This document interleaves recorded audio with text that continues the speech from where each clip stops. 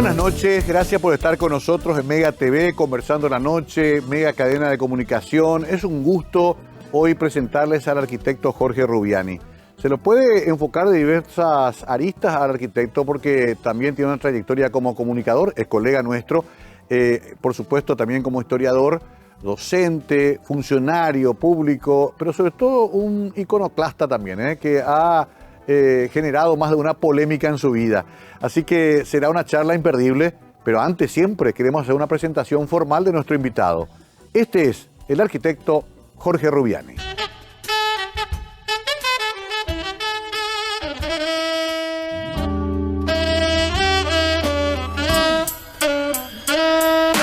Jorge Rubiani, arquitecto, escritor, historiador y consultor. Nace el 15 de enero de 1945, hijo de José Rubiani y Rufina Mosqueira. Va a la Escuela Fernando de la Mora y Colegio Nacional de la capital. Después de terminar el bachillerato y luego de cursar un año en la Escuela de Bellas Artes, ingresó a la Universidad Nacional y obtuvo el título de arquitecto en 1971.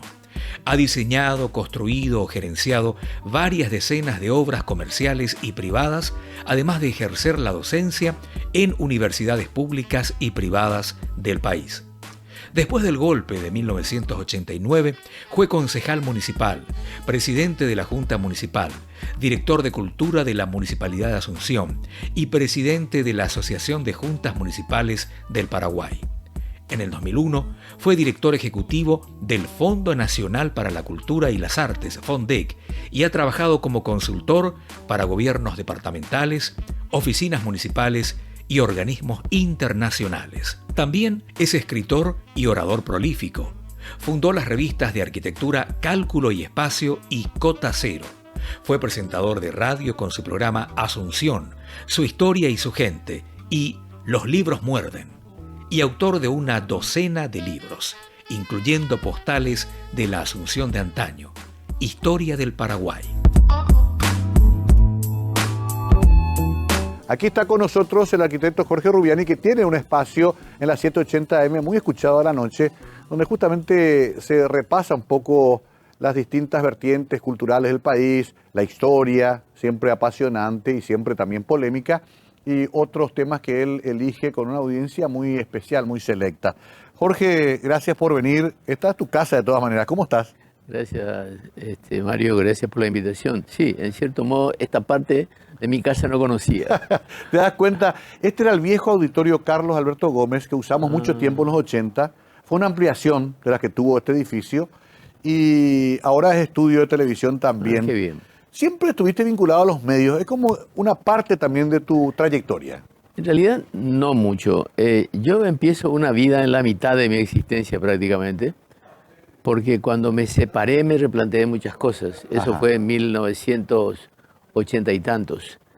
Entonces, me planteé muchas cosas que había hecho y que había dejado de hacer, un poco apremiado por la crisis personal que tenía en ese momento. ¿Hablamos los 70, más o menos 80? No, 80, empezando los 80.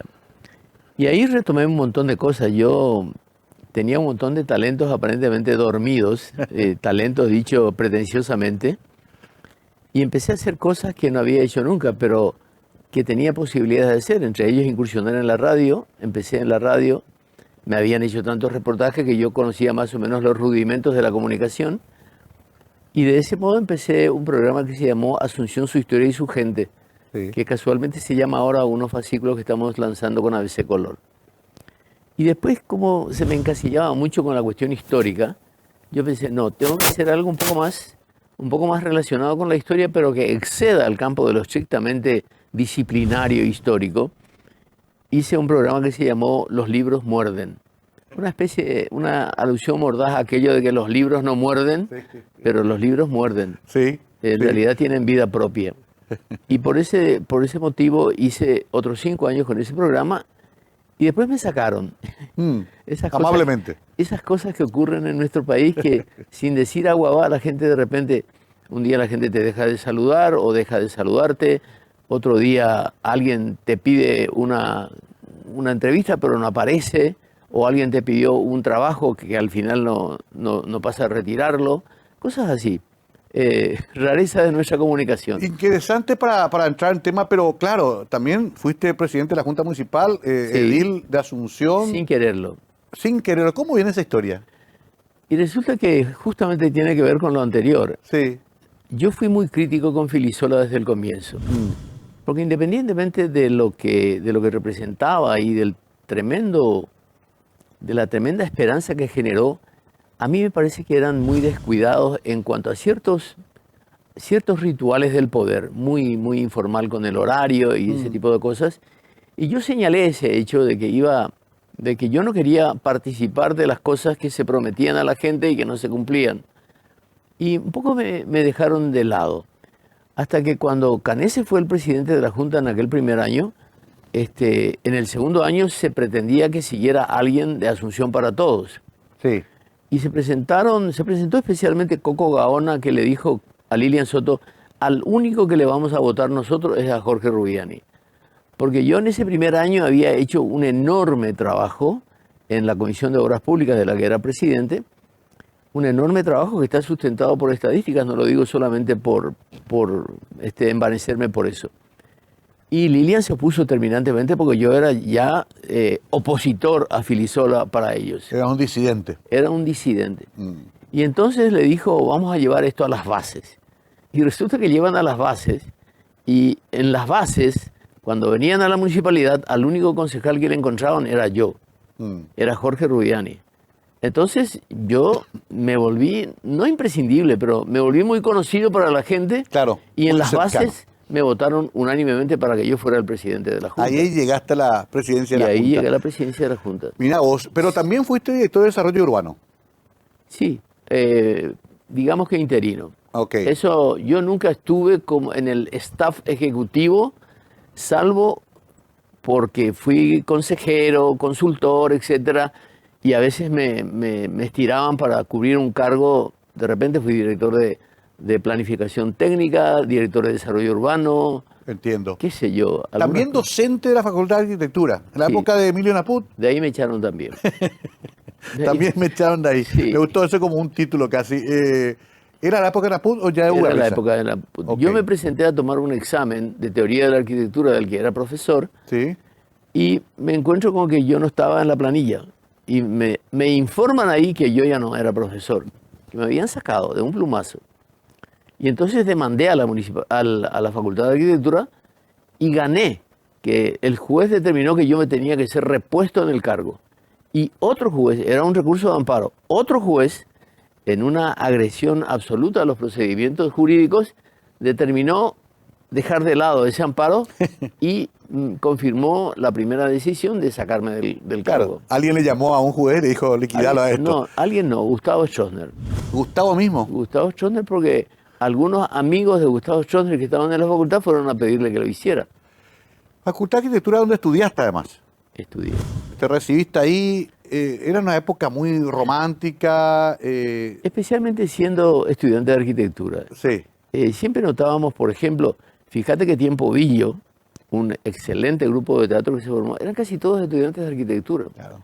Había una gran apetencia estética, cosa muy característica de los planos Sí. de universitarios arquitectónicos en todo el mundo. Sí. Silvio Feliciangeli contaba que en Chile ellos eran 24 alumnos, y entre esos 24 alumnos de su curso tenían un conjunto de rock, Claro. un conjunto de música antigua, un elenco de teatro y un club de cine.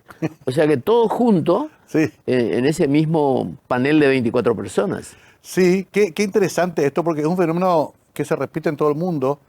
Hay músicos muy famosos que comenzaban como estudiantes de arquitectura. Muchos van dejando Ok. por el camino. O que son arquitectos. Sí. Yo ahora no pongo nunca el título de arquitecto, que es una característica muy, no sé si sudamericana, pero sí muy paraguaya, de ponernos los títulos. Sí, doctor, arquitecto. Doctor, arquitecto. Sí, Y al profesor. final, cuando ignoran qué sos, te dicen doctor por las dudas. Pero Ahora, era una época también muy particular en Paraguay, dictadura todavía, totalmente. mucho control, Terrible. pero de todas maneras había como una explosión del tema de la arquitectura porque también comenzó a construirse en Asunción este tema de las casas. Sí, masivamente. Itaipú era una gran influencia. Pero nosotros fuimos discriminados. Evidentemente ese tipo de cosas no pasaban, no se democratizaban por el hecho de que hubiera mucho trabajo. Ajá. Y a nosotros los disidentes nos dejaban alguna reforma de fachada, construcción de murallas y cosas por el estilo. Nunca tuvimos la suerte o el privilegio de contar con un trabajo importante. Tal vez sea la explicación de por qué yo me dediqué a otras cosas, porque como arquitecto no he tenido nunca una vida próspera, que digamos. Qué llamativo eso, porque sin embargo sos muy bien considerado y tenés tu prestigio. Ahora, Asunción cambia. Yo soy un buen arquitecto, de eso me puedo ufanar. Por eso. Pero nunca tuve un trabajo importante como arquitecto. Claro, lo que pasa, a ver, hay mucha gente muy joven que está viendo el programa que a lo mejor no sabe que en los 70 hubo una explosión edilicia en Asunción de las famosas casas, de los barrios más requintados, Sí. algunas con dudoso gusto, otras más interesantes, pero todo el fenómeno Pindú, José Puente, Isasi, Monti, todos los grandes arquitectos generan una nueva fisonomía de la ciudad. Y sobre todo generan curiosidad por la arquitectura. Exacto. Que hasta hoy a uno le presentan, te presento al arquitecto fulano, bueno, mucho gusto ingeniero, te dicen sobre la marcha. Sí. Hay una confusión. Sí. Sobre todo hay una confusión de roles que a veces tienen los mismos arquitectos. Muchos arquitectos tienen el título de arquitecto, pero no son arquitectos. No tienen esa idea, el concepto que se exigía para ser arquitecto, un cultor de belleza, un observador de la naturaleza humana, fundamentalmente, no solamente un observador del paisaje físico. Yo siempre digo que en la Facultad de Arquitectura aprendemos a observar, a mirar el entorno y a tratar de interpretarlo como para darle respuestas. Porque mucha gente da respuestas que pueden ser para Cancún, que pueden ser para Puerto Madero en Buenos Aires, pero no son respuestas para el medio de Asunción. Tengo que hacer la primera pausa. Es apasionante esta charla con Jorge porque nos conocemos hace muchos años, pero quizás nunca tuvimos tiempo de sentarnos a hablar de esta manera. A la vuelta le voy a preguntar un poquito si es como una especie de rebelde sin causa, porque donde va termina con algún conflicto o lo echan, como él mismo dice, porque seguramente tampoco es de aquellos que usan la diplomacia todo tiempo o que se tragan las cosas y se las guardan para no tener conflictos. Al contrario, cuando tuvo que hablar, habló y asumió las consecuencias. Vamos a hablar un poquito de eso, de ese aspecto de su personalidad, a la vuelta de la pausa.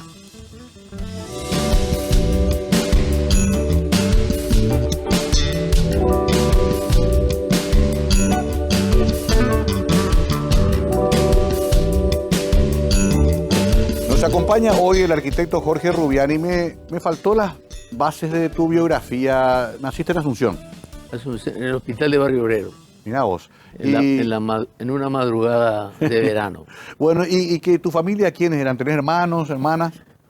Mi familia, mi papá, ambos campesinos, mi papá de Santaní, aunque descendiente de italianos, Sí. Mi madre de Areguá.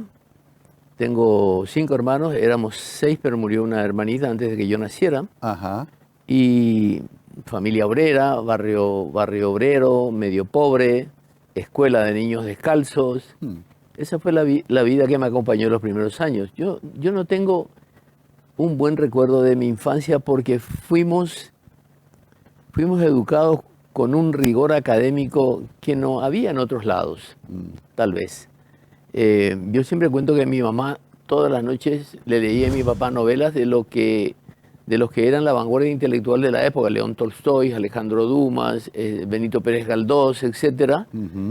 Y esa era nuestra sesión de televisión de las noches. En la década del 50 no había televisión. Qué curioso, ¿no? Porque no era el término medio común. No, las casas de clase media. Y entonces esas lecturas eran nuestra televisión.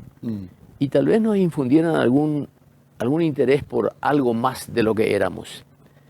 Pero esa conciencia al mismo tiempo nos enfrentaba con la pobreza del entorno y con nuestra propia pobreza, que es muy doloroso verificar. Mucha gente asume la pobreza como un determinismo de la naturaleza, como algo natural. Mucha gente se levanta y no tiene que comer y bueno, se rebusca porque le parece natural. A nosotros, a mí en particular, creo que nos lastimó mucho esa situación. Me lastimó. Y genera actitudes divergentes en la conducta de tus hermanos según lo ves después. También lo ves después y lo analizás después. Y los 3 hermanos varones tuvimos actitudes muy distintas ante la vida. Y yo como fui el último hijo soltero, tal vez me quedé más tiempo con mi papá, con mi mamá, los entendí mejor, pude aquilatar mejor la vida que me esperaba, porque ni siquiera yo sabía lo que era la arquitectura. Me dijeron, vas a ser arquitecto, porque mi papá era albañil, mi hermano mayor fue ingeniero, el otro estudió para administración, después lo terminó, y yo, bueno, vas a ser arquitecto. Y yo creo que el ingreso a la Facultad de Arquitectura fue para mí como un renacimiento, fue como entender las cosas y entender el lugar que yo tenía que ocupar en el mundo, más o menos. Pero de esa raíz probablemente viene tu actitud siempre Belicosa. Rebelde, belicosa, beligerante. No, pero yo creo que eso también debe confrontarse con el estado general de la mentalidad de nuestros compatriotas. Yo, sin embargo, soy una persona que hablo guaraní, que hablo bien guaraní, que conozco casi todo el folclore nacional, que me siento muy paraguayo, pero no me entiendo con la gente porque siempre fui frontal. Eso de la diplomacia yo no la entiendo como un estado de hipocresía permanente o semipermanente. Yo creo que a mí mi madre me enseñó a decir la verdad, que no disimulara la verdad de ninguna manera. Y es más, me dijo que especialmente la dijera delante de la gente poderosa. Claro. Y esas cosas no te colocan en una buena posición, porque no se entiende y se entiende mal cuando debe entenderse. Y sin embargo, cuando me viene un amigo y me dice, fulano estuvo diciendo de vos que eras un borde de mierda, ¿y vos qué le dijiste? Nada. Y bueno, pero vos sabés que no es así. Entonces, la gente, Claro. la gente no te defiende. No, Y te transmite el problema, si pero no. alguien me dice algo de un amigo, yo le defiendo. Claro. El silencio hasta otorga, ¿no? Capaz No, que hasta... el silencio, Jean-Paul Sartre decía que el silencio es hostil. Sí. Es una forma de hostilidad. Cuando vos te callás lo que sabés, es hostil. Yo tengo que reconocer públicamente que Jorge nos ayudó también cuando tuvimos el proyecto que nos llevó a la intendencia. Pero no me hicieron caso. Claro, como siempre. Porque iba a concluir justamente lo que él me decía. Siempre Jorge está en las ideas y proyectos que aparecen y la gente dice, él se acomoda en todas partes, pero en realidad ayudás, pero nunca te acomodás justamente. No, yo siempre, bueno, en ese sí fui siempre muy claro. Y últimamente ya digo, ¿qué es lo que hay que hacer? No, ¿qué hay que dejar de hacer? Porque para mejorar las cosas en la municipalidad, en Asunción, en nuestro país en general, hay que dejar de hacer las cosas que estamos haciendo mal, en primer lugar. Adrián Cornejo decía, para aprender lo adecuado hay que desaprender lo inadecuado. Claro. Es imposible ponerte la ropa limpia sobre la ropa sucia o la ropa nueva sobre la ropa vieja. Hay que sacarse la porquería para poder hacer algo nuevo. Y también el hecho de que acompañé, como concejal me quedé todo el periodo, pero a Riera la acompañé 2 años, a Samaniego la acompañé 2 años, a Bur la acompañé 2 años, porque llega un momento en que si no hacen lo que vos decís y se está haciendo mal, vos tenés que salir, porque finalmente sos tan culpable como el que hace mal, o te van a identificar como parte de la culpa. Entonces opto por salir, y es tal vez la razón por la que mi prestigio, en cierto modo, quedó intacto, porque no me embarré con las cosas sucias que hicieron en algunas administraciones. Muchas veces aconsejé cosas que hoy siguen siendo problemas, como el problema del tránsito, por ejemplo. Y sencillamente los intendentes, y esto bien claramente Arnaldo Samaniego nos animó a hacer, hay que hacer una reforma del sistema vial. Nosotros seguimos circulando en base a los 5 caminos reales que estaban desde la colonia. Nunca fuimos capaces ni siquiera de buscar alternativas. Por lo tanto, la situación es explosivamente más grande hoy como para seguir ignorando ese detalle. Vos sabés que hay colaboraciones extranjeras, los coreanos han traído planificación, hubo los siempre. japoneses. ¿Por qué no se puede aplicar? Y porque, en primer lugar, yo creo que la gente está muy pendiente de...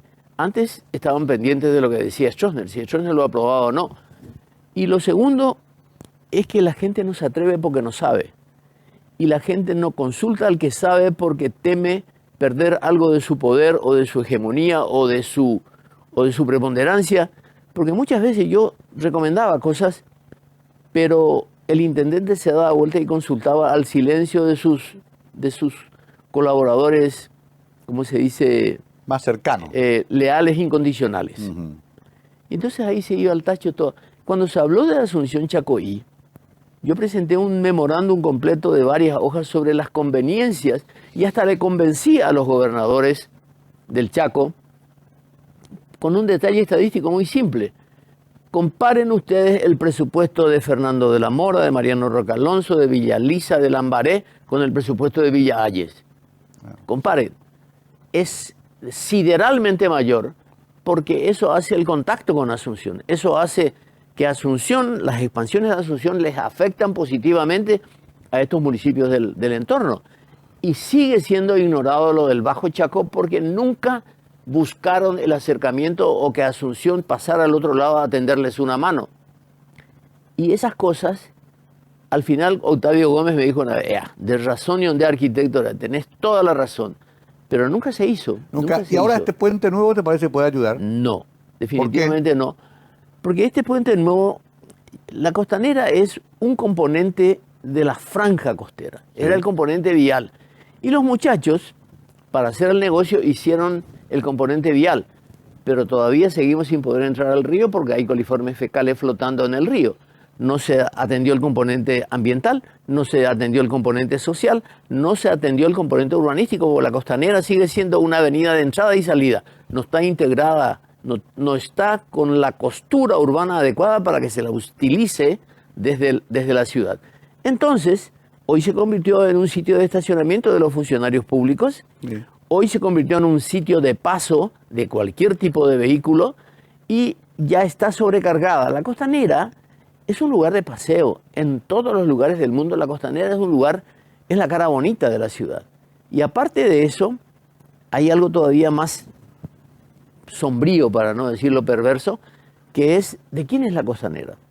La costanera la construyó el Ministerio de Obras Públicas. ¿Con qué aval? Si la Constitución dice que la municipalidad tiene que gobernar el territorio de la ciudad. ¿Con qué aval? ¿Y con qué aval siguen construyendo cosas en la costanera, enturbiando el manejo de la costanera? Y se le agrava con la intrusión de un puente que está en el sitio menos indicado, en la mitad de la costanera, para que todo el tránsito del Chaco, todo el tránsito del norte, todo el tránsito de la frontera venga a depositarse en la costanera. La costanera está perdida con ese criterio. Importante escuchar a una persona que conoce mucho del tema y que vivió todo este proceso para que entendamos también la problemática compleja que nos espera con este tipo de infraestructuras, que muchas veces celebramos desde el punto de vista de que es un hecho nuevo, que indica progreso, dice el presidente de la República, primer puente de la época de Stroessner, dice Marito, pero el puente en sí no va a resolver los problemas que tenemos como ciudad. Vamos a hacer la pausa, pero antes de la misma, quiero cerrar este aspecto de la franja costera que es fundamental. Si no negociamos, y ese camino traté de iniciarlo yo, hay algunas cosas hechas, Bañado, Tacumbú, por ejemplo, que ya están encaminadas, pero esa gente definitivamente no se va a ir de ahí, Jorge. Esa visión de que vamos a sacarla ahí para hacer la gran Asunción con hoteles, casinos y parques de diversiones, me parece que ya no corre. Es irreal. Es irreal. Para comenzar es irreal, y ahí tenemos que apuntar a otro asunto perversamente ignorado de nuestros gobiernos y de nuestra sociedad en general. Los pobres, nuestros compatriotas pobres.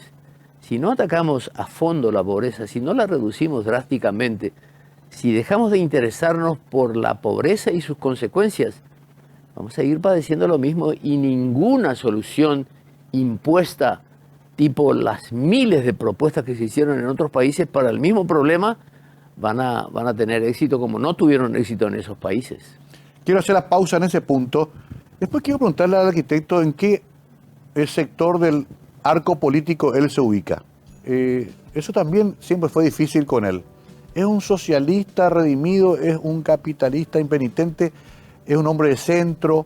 Qué difícil entender bien el aspecto ideológico de un hombre que ha influido mucho a través de su trabajo público, en medios o simplemente como un pensador en nuestro país. Enseguida vamos a desvelar ese misterio. Ya volvemos.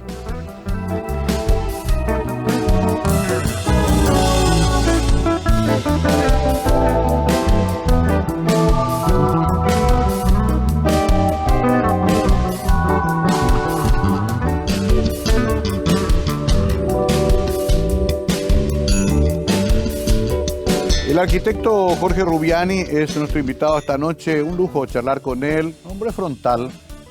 No esperen que el arquitecto brinde elogios, por ejemplo, al conductor de este programa ni nada por el estilo. No, es su estilo. Estás tratando de ubicarte ideológicamente, porque claro, si entraste con el equipo de Canesi y compañía, te habrán visto como socialista en su momento, como de izquierdas.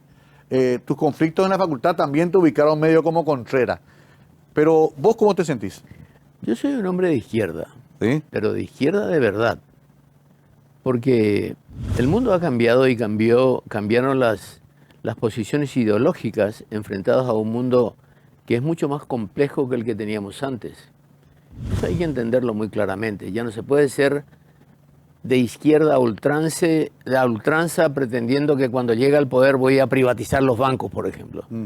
Eso es ponerte una soga al cuello directamente. Sí. Y definitivamente es lo que pasó con muchos hombres de izquierda que llegaron al poder. Pero trato, como todas las cosas, de entender las cosas y de mantenerme fiel a lo que debe ser la izquierda.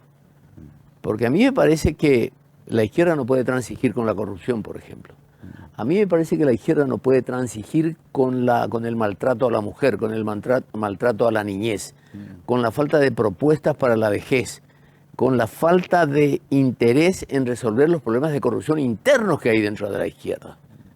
Porque hay muchos sindicatos que se hicieron propiedad privada de algunos de izquierda. Yo no estoy de acuerdo con eso.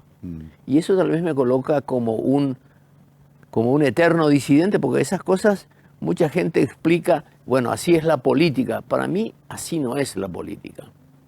Interesante esta definición que da, porque es como una izquierda que debe depurarse internamente. De hecho... Como todos los partidos. Ok. Como todos los partidos. Porque todos los partidos fueron creados finalmente, independientemente de la diversidad ideológica, fueron creados para el bien de la sociedad. Así es la teoría.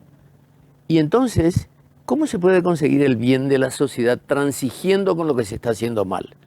¿Cómo se puede pretender que el país va a mejorar con esta manga de filibusteros que buscan proteger al delincuente, que buscan escudarse en fueros para no dilucidar las cosas correctamente?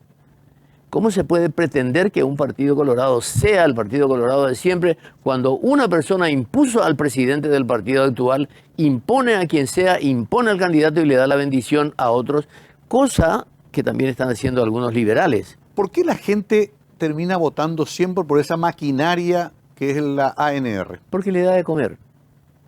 Porque le da de comer y porque la gente tiene miedo al cambio, porque el cambio ha defraudado muchas veces. Porque cuando el cambio defraudó, la gente dice, antes veo la vende cambio ahora. No quiero ese cambio. Por eso yo escribí en un libro, cuando aquellos libertarios defraudan, cuando aquellas personas que prometieron cambiar para mejor no hicieron lo que tenían que hacer, el pueblo tiene derecho a añorar a sus déspotas. Porque al menos con los déspotas se entendían los códigos. Qué interesante eso, porque explica el por qué hay una añoranza, inclusive de lo autoritario, ¿no? Claro. Que es muy triste, pero es una realidad. Yo tengo un ejemplo muy claro en mi casa. Cuando sobreviene la anarquía posterior a la Revolución del 47, yo nací en el 45, mi papá muchas veces salía a trabajar para ir a una de sus obras y no volvía a casa por culpa de los golpes de Estado. Una vez mi mamá lo tuvo que ir a buscar a Clorinda. Entonces cuando sube Stroessner, el comentario de mi papá y de mi mamá fue, por fin vamos a tener tranquilidad. Esa es porque el proceso de deterioro va dando tumbos hasta que lleguemos a un momento de absoluta incertidumbre, de absoluta anarquía, de encontrarnos en un callejón sin salida, sin saber qué hacer. Y entonces en ese momento aparece un Mesías, como alguna vez pretendieron otros, seguir el ejemplo de Stroessner, y la gente finalmente se queda con esa tranquilidad. Bueno, por fin, no es lo mejor que podemos tener, pero es lo que nos va a dar tranquilidad. Qué interesante, cambia la prioridad de la gente. Y ahí quiero entrar un poquito en lo que pasó en el 2008, que todos vimos como un renacimiento casi del Paraguay, el triunfo por fin después de tantos años de la oposición. Sí. ¿Qué sensación te dejó el gobierno de Lugo? Bueno, yo ya había previsto mucho de lo que... Yo ya tenía una idea de lo que iba a pasar, y discúlpenme la pretenciosa posición, pero por lo que había visto anteriormente. Incluso escribí un artículo que se llama Mea Culpa, porque cuando estamos en el abajo, todos aparecemos como unidos en el propósito de llegar allá para mejorar las cosas, pero una vez que llegamos allá arriba para mejorar las cosas, aparecen distintas visiones del problema, aparecen distintas prioridades, aparecen emergencias que no habíamos previsto cuando estábamos en el abajo, aparecen obligaciones, aparecen compromisos y aparece la famosa actitud, la gobernabilidad nos obliga a hacer cosas en contra de nuestros principios. Y eso fue el gobierno de Lugo.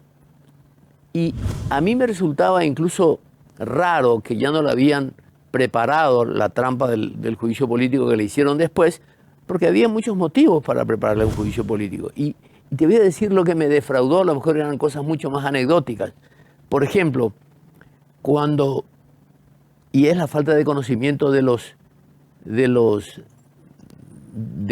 lenguaje del poder. Porque cuando Lugo asume, habiendo prometido renegociar Itaipú, entonces la gente le exigió, y no ibas a renegociar Itaipú, y entonces Lula, desde el otro lado, le dice que venga el presidente Lugo, le voy a enviar el avión de las Fuerzas Armadas para que venga. Sí. El avión de las Fuerzas Armadas, en tiempos imperiales, le voy a mandar el carruaje de mis súbditos para que venga. No le enviaba el avión presidencial. Ese era un lenguaje de que Lulo decía que venga, pero en condiciones de inferioridad. Y lo otro fue que cuando tuvo su problema de cáncer, él se fue al Sirio libanés a hacerse tratar. Sí. Lugo tenía que quedarse acá a hacerse tratar con los medios que tiene el pueblo, que se vaya a IPS al hospital de clínica, pero nunca al Sirio libanés. Porque ahí lo iban a desnudar, lo iban a hacer análisis, le iban a hacer un montón de cosas, lo iban a tener al presidente de la República del Paraguay a su merced, drogado y dopado. Eso Lugo no hubiese permitido jamás si tenía 2 dedos de frente y un asesor como la gente. Pero, a ver, esas son simbologías muy fuertes. Símbolos del poder. Exacto, símbolo del poder. Pero quería salvarse la vida. A lo mejor sabía que acá no lo iba a lograr. No, pero cuando él es presidente de la República, su vida es lo que menos le puede interesar. Porque un francotirador puede liquidarle en un santiamén. ¿Qué pasó? Hablando de francotirador, te cambio rápido porque vamos a ir Sí. rápido. Vos sabés cómo es esto, en radio te apuran también. ¿Qué pasó en Curuguaté? Hablando de francotiradores. Bueno, Curuguaté es la historia de lo que todo el mundo sabía y nadie quiere saber, aparentemente. Yo no indagué mucho. O sea, para mí las cosas son demasiado evidentes como para tratar de buscarles la vuelta. Ahí hubo escenas filmadas, testimonios filmados, y hubo gente que disparó desde distintos lados. Eso es como cuando alguien dice, ¿quién disparó primero? Pero los dos estaban preparados para disparar. Eso es lo que yo vi de todo lo que... Y yo tenía un hijo, digo porque se fue a vivir en el exterior y no quiere volver.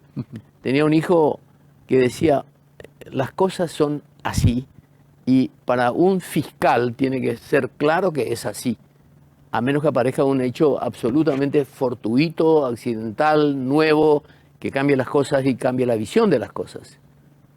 Pero No se quiso ver, no se quiso aceptar. lo que no se quiso enredar mucho. Se quiso enredar mucho, y eso también tiene que ver con la falta de prestigio de los fiscales. El fiscal es una persona, es como un sacerdote, debería ser como un sacerdote, absolutamente indubitable. Un fiscal debe ser el modelo de imparcialidad, de objetividad, de precisión, de rigor y de responsabilidad, que lamentablemente no lo es. Bueno, son temas muy variados. Quiero que ustedes entiendan que estoy tratando de aprovechar el tiempo que nos concede este espacio para hablar de tantos temas, pero todos ellos fundamentales. Para cerrar nomás ese último tema, aún así, finalmente esa tragedia de Curuguaté consigue lo que políticamente se buscaba, que era la destitución del presidente. Fue lo mismo que el asesinato de Argaña. Fue exactamente lo mismo. El asesinato de Argaña se embarró de tal manera. Yo tuve la oportunidad de hablar con Félix Argaña muchas veces, Sí. y reconociéndome que el Condorito Aguilar, no sé qué, era un testigo falso, y yo le pregunté, ¿y por qué le dejaron tanta ¿Por qué le dieron tanta preeminencia entonces? Y nunca tuvo una respuesta acorde con lo que realmente pasó. El asesinato de Argaña es el caso tipo Curuguatú, del que nunca nadie quiso tener la responsabilidad de acusar definitivamente a algo que la gente no pudo ver. Quizá porque ya se logró el otro objetivo, que era el objetivo político, ¿no? Claro, el objetivo se había logrado, echarla a Cubas. Qué terrible, porque hablamos de un país entonces que cada vez que llega a un límite resuelve violentamente sus problemas. Peligroso eso. De alguna manera violenta, sí. ¿Es un país violento Paraguay? En la historia, después vamos a hablar de historia. Sí, es un país, no. El obispo José de Palos, cuando la revolución de los comuneros, había dicho, le había escrito a Bruno Mauricio de Zavala: usted no va a derrotar a los paraguayos nacen velando las armas, usted al paraguayo lo va a aniquilar, pero al día siguiente ellos van a armar otro ejército y lo va a combatir. Pero el paraguayo tiene una debilidad, el paraguayo le puede sobornar. Soborna a los paraguayos y va a conseguir todo lo que quiera de ellos. Y eso hizo Bruno Mauricio de Zavala, sobornó al presidente de los comuneros, que era Luis Vareiro, y con eso lo apresaron a Mompog y terminó la revolución de los comuneros. Qué curioso, ¿no? Un pueblo combativo, pero que puede tener líderes sobornables. Mariscal Estigarribia también hace el discurso en Montevideo. Se da la enorme paradoja que, siendo el paraguayo un pueblo pacífico, decía, tuvo que afrontar 2 guerras internacionales para defender su territorio. Vamos a hacer la pausa en este punto. En la última parte quiero hablar de historia con el arquitecto Rubiani, que es otra de sus pasiones, pero que ha sido otro de los temas que lo ha metido en más de una polémica. Interesante también entrar en ese tema, porque la historia finalmente es lo que nos atañe a todos, lo que nos representa como cultura y sociedad. A la vuelta, en la conclusión, entraremos a ese tema con el arquitecto Jorge Rubiani, hoy conversando la noche.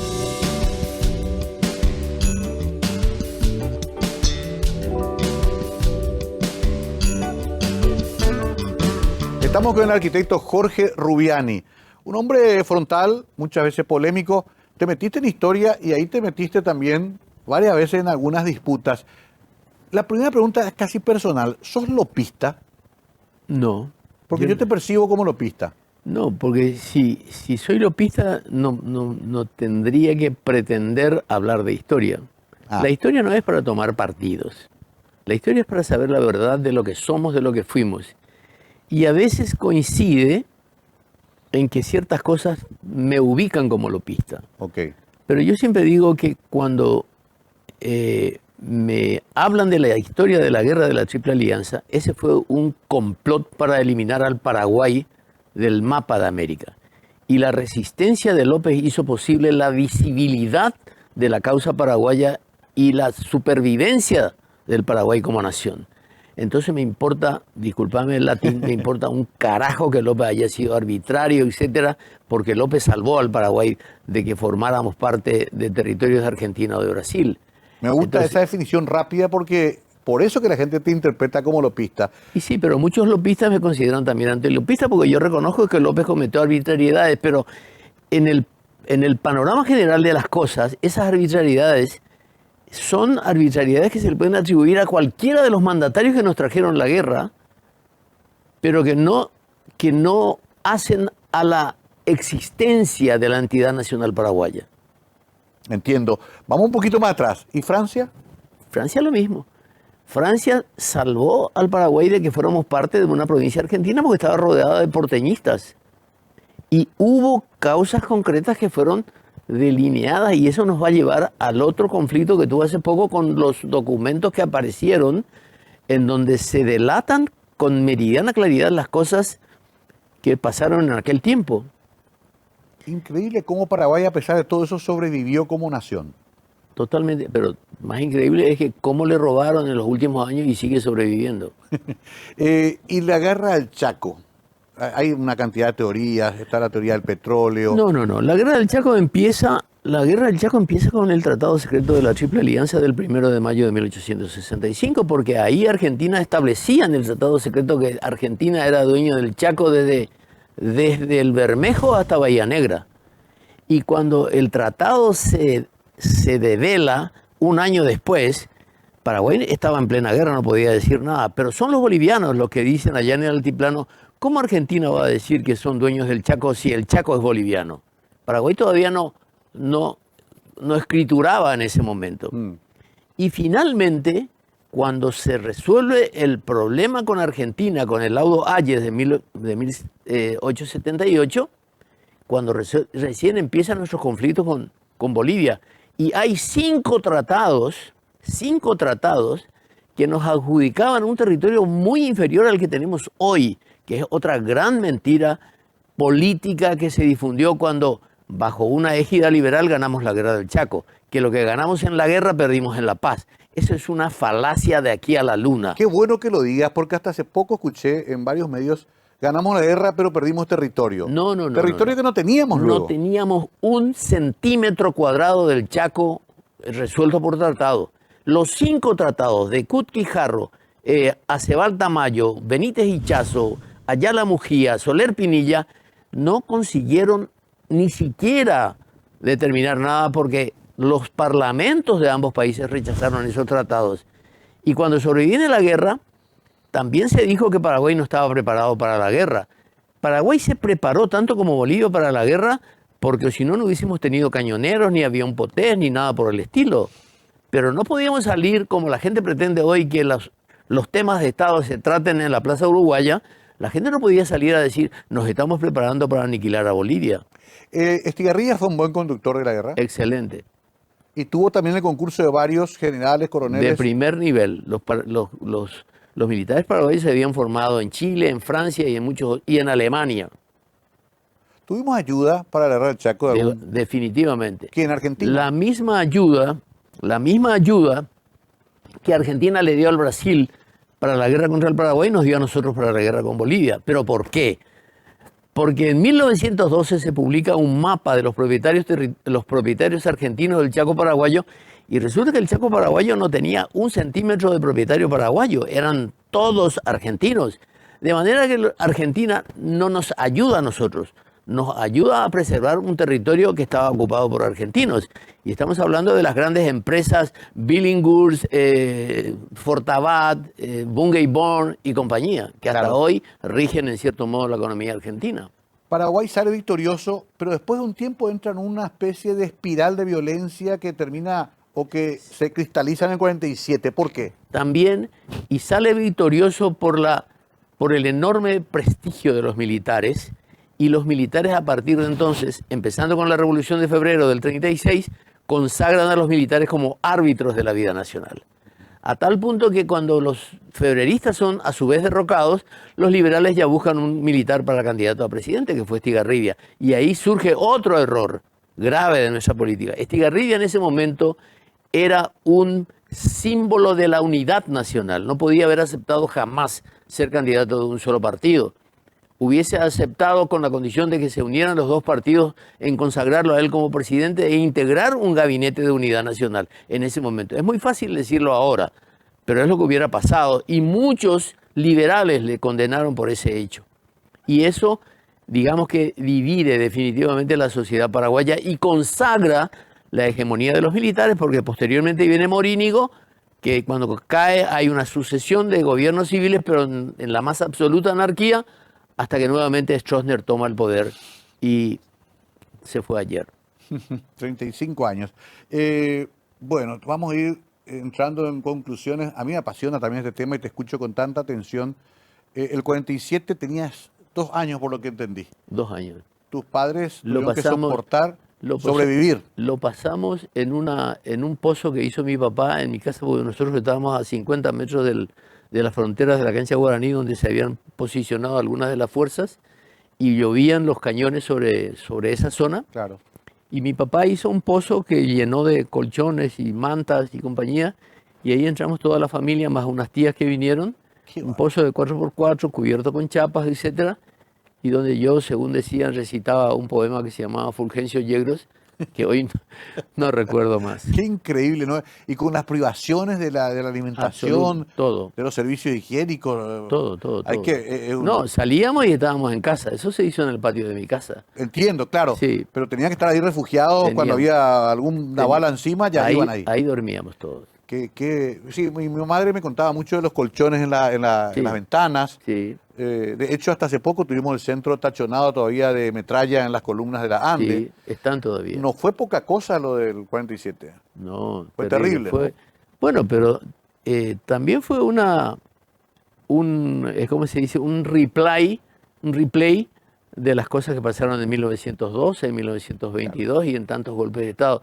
Cuando los liberales toman el poder en 1904, a 1912 se habían sucedido 10 presidentes. De 1904 a 1912, 10 presidentes en 8 años. Por eso que cuando Stroessner sube y habla de la paz, muchos de nosotros no entendíamos, pero era la paz opuesta a la anarquía liberal. Claro. Bueno, se nos va acabando el tiempo, qué lástima, porque todavía tenía tanto que preguntarle a Jorge, no va a ser la última vez que lo invitemos. Me ibas a preguntar de la polémica histórica. A ver. No, y esa polémica que surgió ahora con los documentos secretos que publicamos en ABC. ¿Qué es lo que pasó con eso? Contame en un minuto. Dame el Y te titular. cuento, nosotros no tenemos archivos. Nos robaron todos los archivos y nunca tuvimos los archivos porque nunca nos devolvieron. Sí. Aparte de otras cosas que nunca nos devolvieron. Y resulta que la gente se encocora cuando traemos a colación cosas que no sabemos porque no tenemos fundamentos. Y sin embargo nosotros publicamos algo que supera los 800 documentos publicados. El doctor Jarolín tiene más de 4.000. Ah, sí. Y resulta que salieron 20 por WhatsApp. Y por eso que la gente vio en el WhatsApp, dice, estos son apócrifos. Es francamente ridículo. ¿Son verdaderos?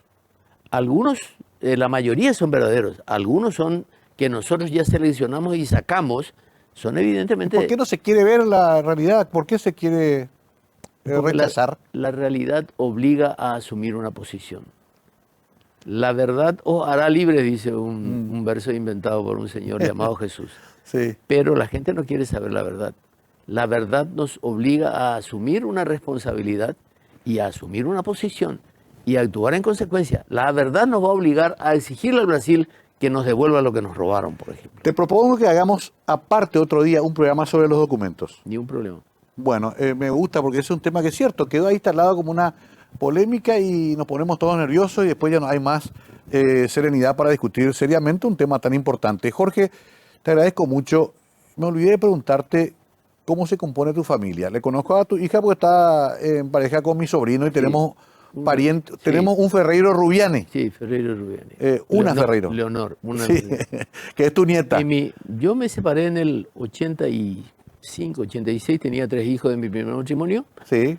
Y después me volví a casar 2 años después con María del Carmen, que es argentina, hija de paraguayos exiliados. Sí. Y tuvimos un hijo que es Bruno, como muchos Brunos de la misma época. Mira vos. Y creo que hay un Bruno Ferreiro también. Claro, sí. El hermano de Rodrigo. Bueno, entonces, esa es mi familia, pero una familia grande porque allá en el fondo no podemos desligarnos de ese pasado. Vamos a compartir hijos y entonces hacemos un grupo bastante unido, reconocido, amistoso hasta donde se pueda. Siempre hay posibilidad de algún conflicto con cualquiera, no solamente con los parientes. Pero es más simple de lo que yo creía. Yo pensé que tuviste una vida más agitada. No. 2 matrimonios se acepta. No, aparte de eso, yo siempre digo que tuve una gran vocación para ser pobre y una gran vocación para ser familia también. No está mal. Como mensaje final, ambas vocaciones creo que compartimos también con el arquitecto. Jorge, gracias en serio por venir. Seguiremos hablando. Esto queda con puntos suspensivos. Gracias por tu presencia. Gracias a vos. Jorge Rubiani, arquitecto, también historiador, comunicador, un hombre múltiple y siempre frontal. Ha sido un gusto hablar con él y gracias a ustedes por acompañarnos. Buenas noches.